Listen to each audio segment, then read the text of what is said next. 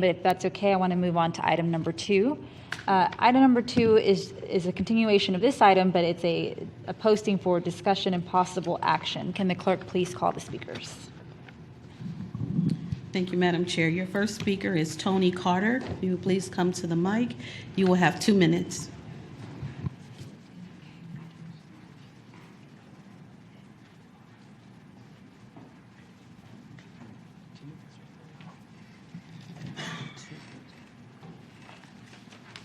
How y'all doing this evening or this afternoon?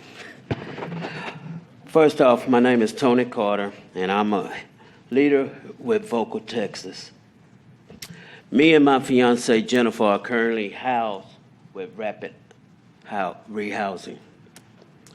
I was unhoused for 7 years before this came up to me. I stayed in the Salvation Army when I first became homeless. After that, I stayed in other places. I camped around Austin.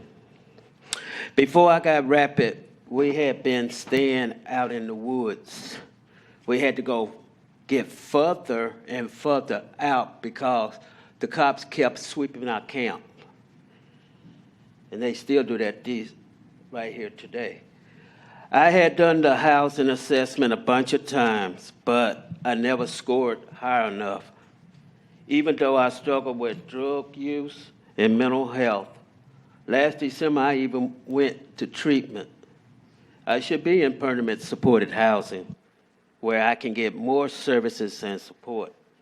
The last assessment I did, I had to do it with my fiance, Jennifer, because with me, myself, I couldn't do it because they said we had to do it together.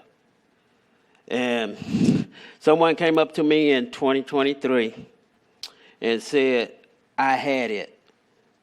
I didn't even know what they were saying, what they was talking about.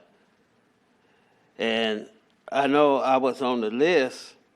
Right now, our Rapid Rehousing pay for an apartment that costs $1,700 per month. Our program is supposed to end after 12 months.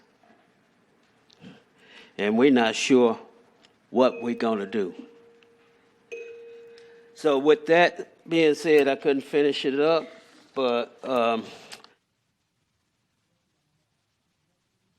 receive Okay, Speaker, housing. your time has expired.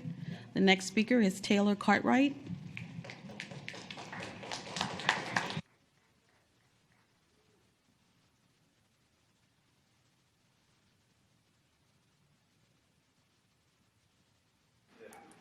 Hello, thank you for having me. My name is Taylor Cartwright, and I'm a leader at Vocal Texas. I'm currently in the Rapid Rehousing Program. I found an apartment in November and was offered 12 months of help with rent through DAC. I'm halfway through the program right now, and it's going by too fast. I've been unhoused since I was 20, about 11 years, and had untreated PTSD that early in my time being unhoused led to a felony. Finding work is extremely challenging, and even now, 6 months into my Rapid Rehousing, I still can't find work.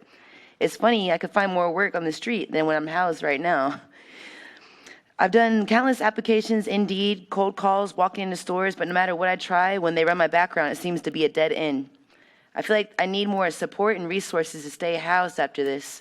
It's going too fast, and I feel like I have to do too much on my own. And sometimes I don't even know what's out there, and I'm not even sure of what I need. 2 weeks into my Rapid Rehousing from Echo and Sunrise's services, I was notified by DAC that my permanent housing came up and I was finally approved. The paperwork and my case management was picked up by my DAC caseworker. I was notified that I needed to find a place that would take it. So not only have I been trying to apply and get a job, but I've also been looking for an apartment that will accept my permanent housing voucher. Since November, I've been visiting apartments and been turned away from unemployment, my background, my income. Even though I have a voucher and case manager letter of support, I still encounter apartments that need proof of income or won't accept the vouchers. I don't know what to do as my background is hindering my job search. My voucher expired this month and I've already sought an extension. I should be looking for an apartment as we speak. But I'm here because there's too many in my shoes that need this to be voiced. The thought of losing this chance after waiting so long to get the housing I need makes me feel like I'm facing death. Going back to the streets is a whole nother world, and finally I feel like I'm getting a chance to escape from it. The city needs to support making sure people like me are assisted in transitioning into permanent housing. People need more services and more months of rental assistance to find housing that lasts. Thank you so much. Next speaker is Lori Ann Martinez. Laura Ann Martinez. Next speaker is Darren Thornhill.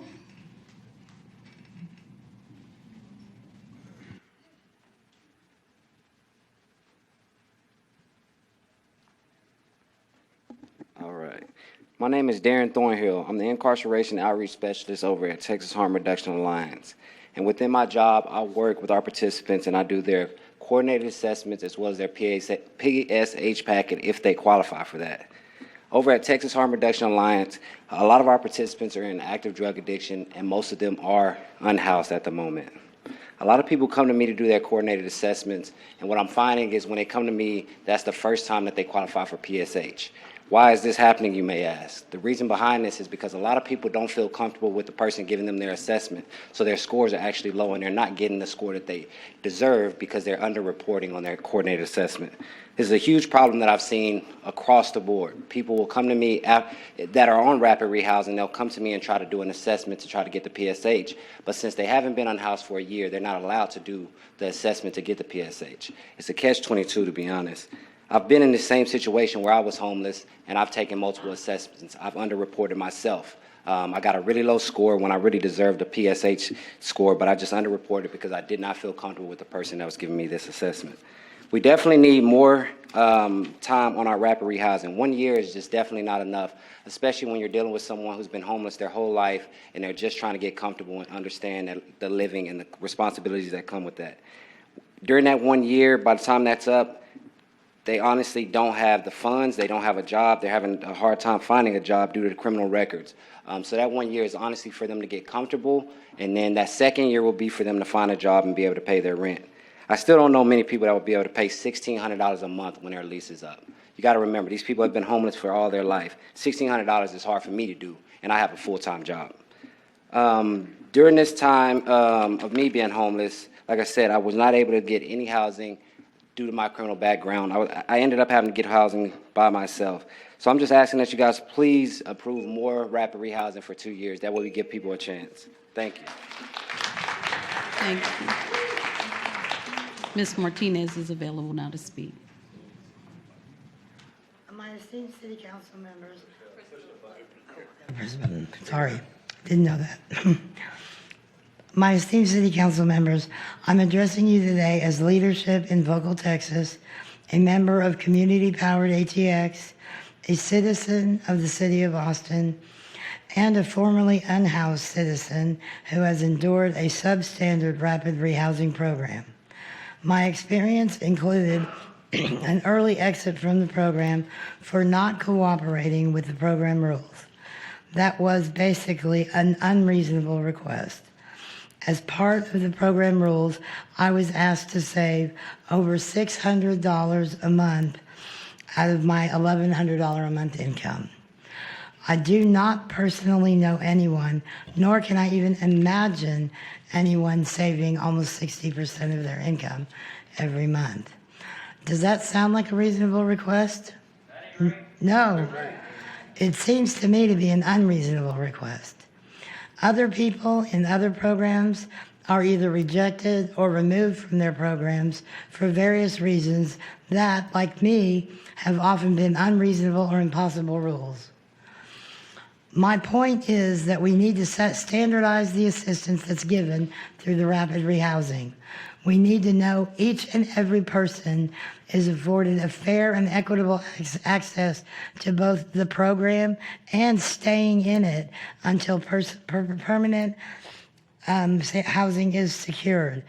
The early exit from the rapid rehousing can cause many problems, including evictions, owing monies upon move out, and as was the case with me, a return to being unhoused. All of these can make the situation worse for those experiencing these difficulties. It may make it harder to get an apartment later when the permanent supportive housing does finally become available. speaker, your time has expired. Sorry, but if you could share your testimony with us via email, or if we can make copies of her testimony, we'll be sure to share that out with the members of the committee. Thank you. All right, thank you. Thank you. The next speaker is Liz Baker.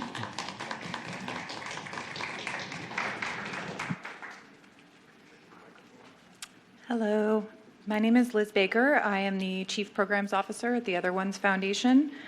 Rapid rehousing is one of the most complex and challenging projects to implement, and there have been several amazing providers across the city that had done a fantastic job of implementing this really complex model very quickly in response to COVID, and I first just want to commend their efforts. The rapid rehousing model is flawed. I think that information has been shared and understood. I will reiterate that a significant amount of chronically homeless clients are not maintaining housing at exit, let alone what happens weeks, months, or even a year after their exit from the project. As David Gray mentioned, rapid rehousing is not effectively meeting clients' needs, mainly because of mismatch of intervention. And I would just say from a provider perspective that that's been my perception as well.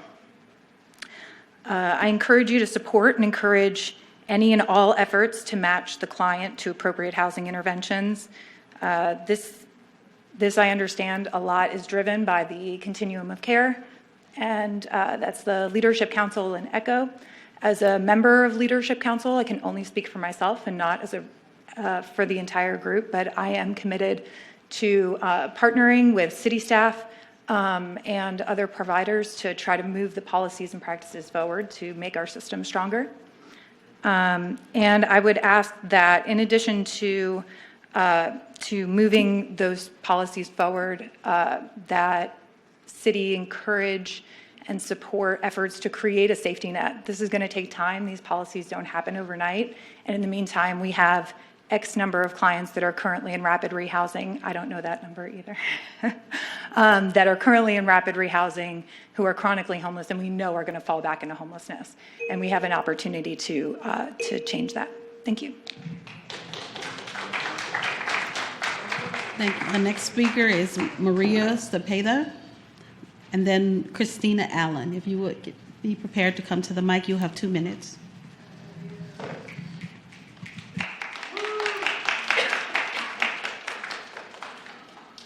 Hi, how you all doing? Respectful council members. My name is Maria Cepeda, and I'm a leader of Boca, Texas. I'm here because I have rapid rehousing, and I don't know when I'm going to do when it runs out in 3 months. Before I got into my housing, I lived at the Salvation Army and then the Bridge Shelter. And before I slept in parking lots or anywhere that it was safe. I was always trying to find a safe place, but you know nothing is safe when you're sleeping on the streets. I stuck together with other people so we can watch each other's back. When the Salvation Army shut down, I ended up at the Bridge Shelter, and that's how I got rapid rehousing. I moved into my apartment on August 2023. A lot happened to me after that.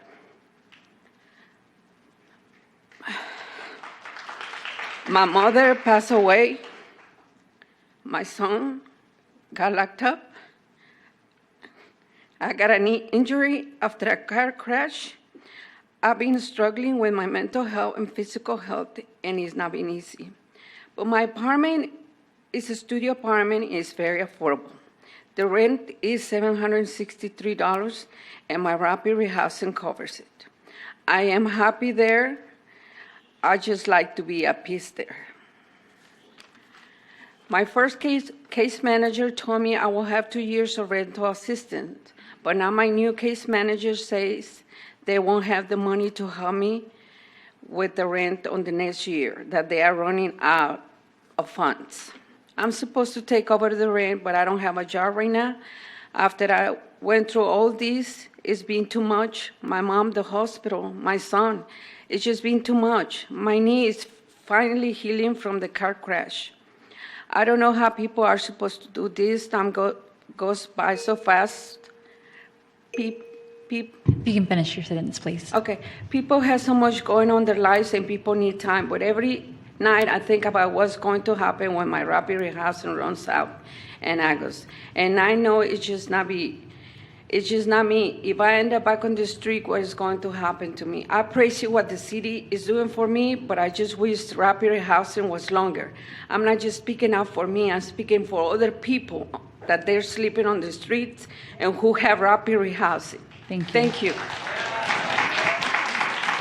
Next speaker is Eli Cortez. Thank you. Christina Allen, would you prepare to come to the mic, please? Yes, please. Colleagues, we have about 6 speakers left. We are posted to take action on this item, so I just want to make sure we can continue to have quorum for action. We're going to go a few minutes over. Okay, thank you. Thank you. City Council members, I am Christina Allen, the Deputy Director of Partnerships and Collaborations at Caritas of Austin. Thank you for giving us this opportunity today, as well as our providers. The city needs a comprehensive approach to homelessness that is equitable and flexible based on community needs. A comprehensive approach means the inclusion of diversion programs, homeless prevention dollars, rapid rehousing, and permanent supportive housing. Rapid rehousing was designed for people who have not experienced chronic homelessness to receive 3 to 24 months of financial assistance with the goal of maintaining housing after the assistance ends. Many rapid rehousing providers are receiving referrals that would be more appropriate for permanent supportive housing. Currently, there is not clear policies or protocols in place for rapid rehousing service providers to advocate and transfer clients to permanent supportive programs or vouchers. We are seeing inconsistency among service providers and confusion for clients as to the length of time financial assistance can be received. Given the level of experience, trauma, and complex needs of the people we serve, creating a standard of providing up to 24 months of rapid rehousing assistance will greatly benefit our clients. All vouchers for housing must have support services and the funding to pay for them. Support services are the key to improving client outcomes. At Caritas of Austin, our permanent supportive housing program has a 97% success rate, which we attribute to the case management and the support services. Given the current rental market, many of our clients struggle to keep up with cost of living regardless of being employed or receiving disability. Having increased access to low-income housing will also benefit rapid rehousing clients maintain housing after exit. Keeping individuals housed saves our community money in the long term. When people are housed, it is less capacity and cost burdens for our criminal justice departments, medical providers, and community shelters. It is critical for our community to follow best practices set by the National Alliance to End Homelessness, Housing and Urban Development, and Substance Abuse, SAMHSA, so we can create a system that's equitable standards. Thank you. The next speaker is Kate Grazzani.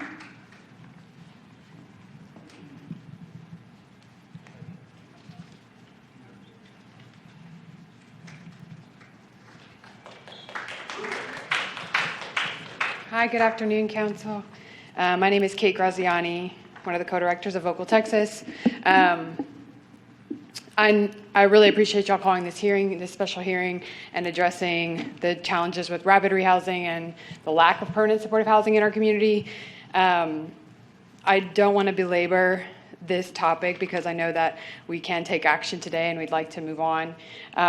But because the budget items and the budget deficit has become such a topic of conversation, I want to just talk a little bit about what we're investing in here.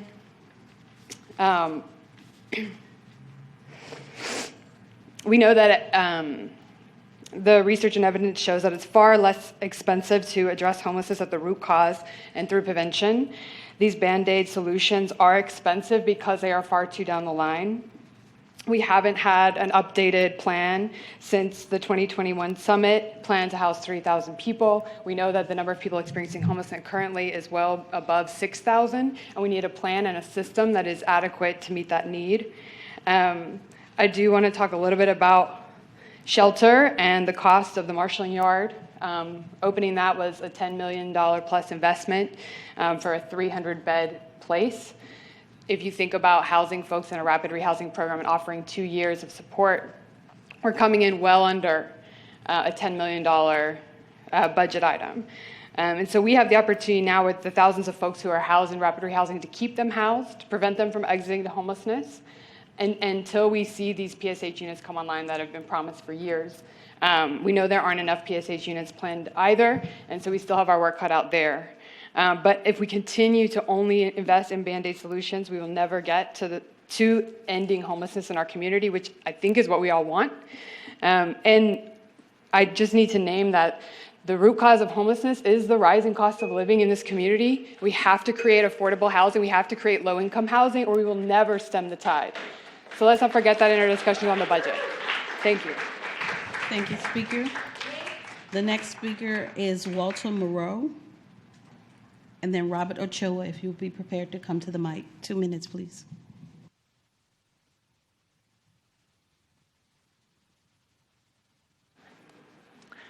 Walter Moreau, the Director at Foundation Communities. I just wanted to share with the committee some of our experience doing supportive housing.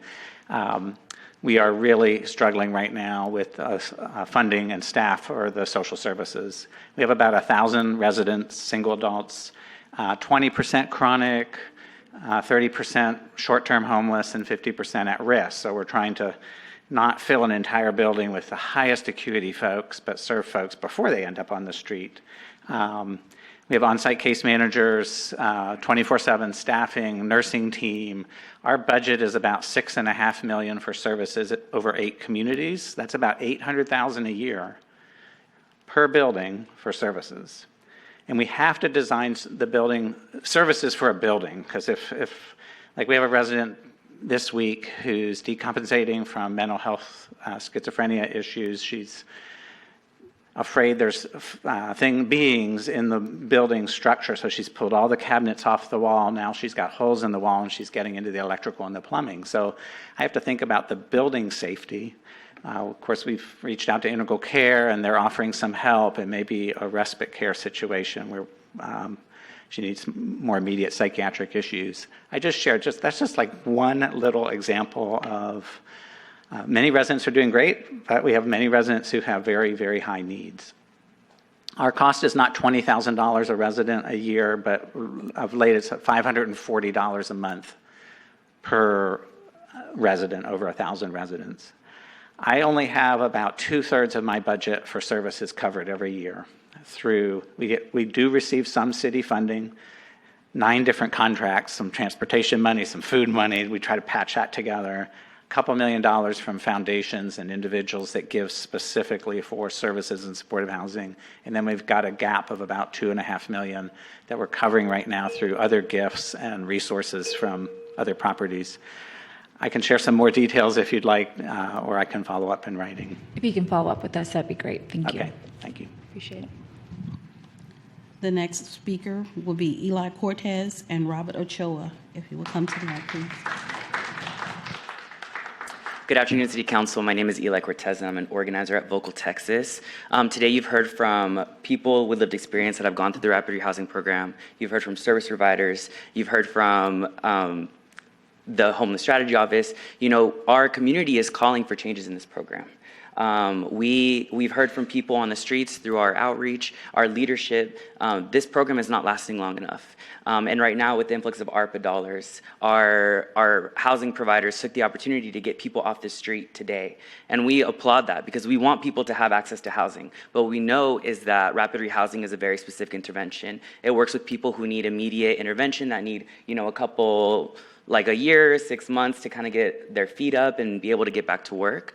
And right now we have individuals that are placed in that program that qualify for permanent supportive housing.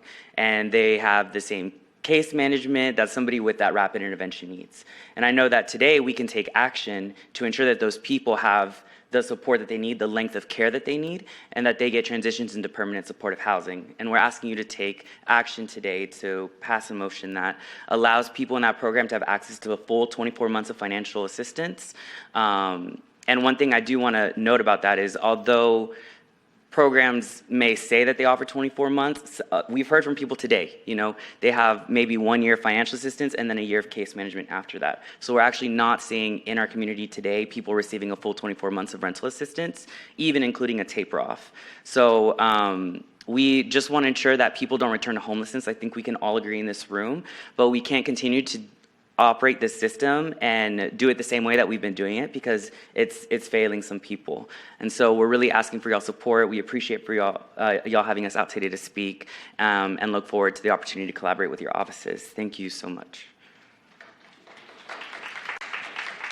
Robert Ochoa, if you are here in the council chambers, would you please come to the mic? If not, Connor Kinney.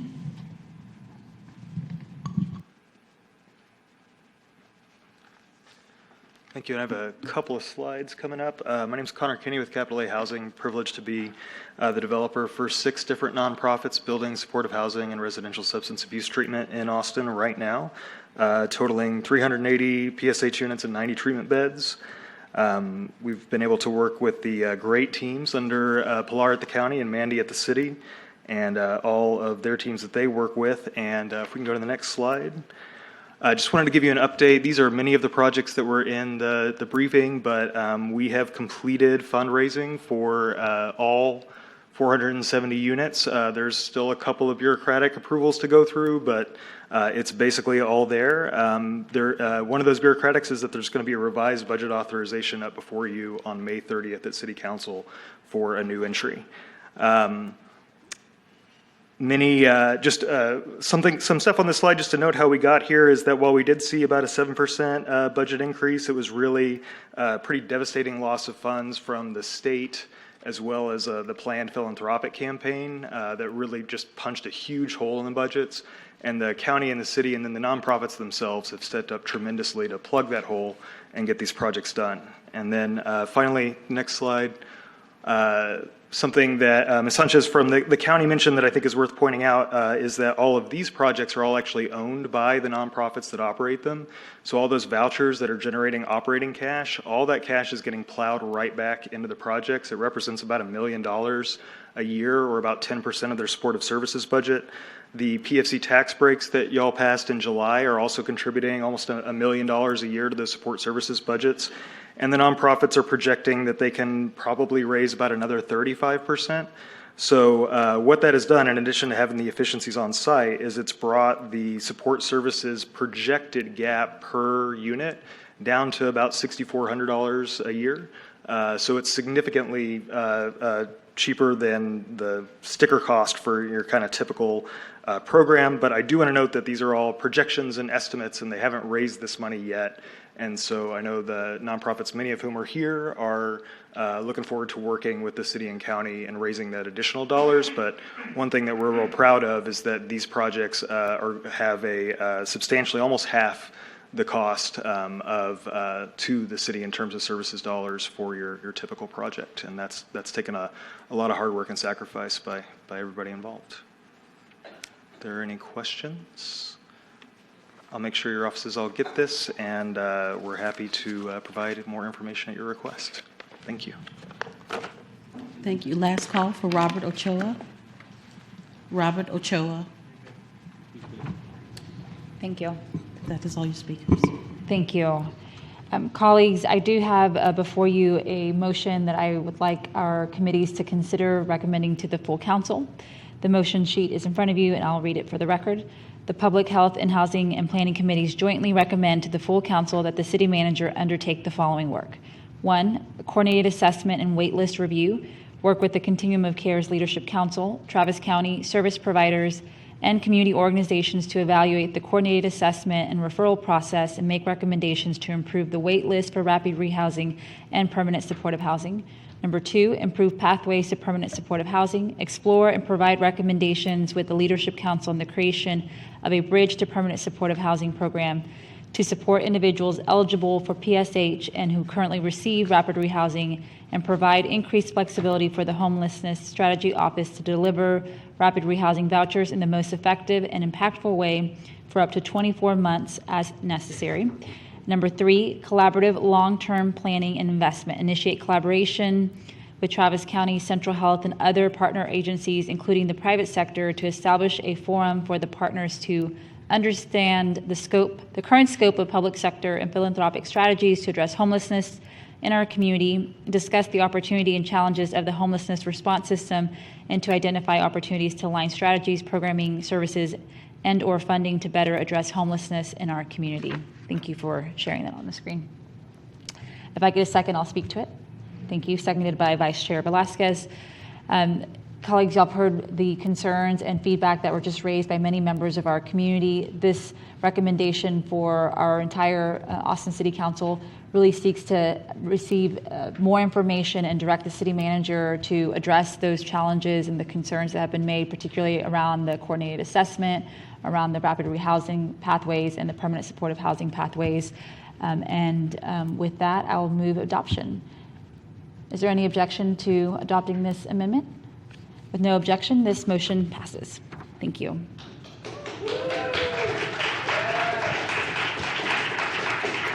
I do want to give a special thank you to Nirav Shah with Commissioner Howard's office, who is in the audience, and I want to thank him for his service and work on this item, and thank you to Vocal Texas, who also supported this item, and many other community partners. Chair. I think just for, I was told for parliamentary purposes, we have to do the same thing. So I would also like a motion, if I may, to do this. We have from Councilmember Condrey, second from Councilmember, or Chair Harper Madison. Is there any objection to adopting the same direction from the Housing and Planning Committee? Seeing none, we will also send that to the full council. Thank you.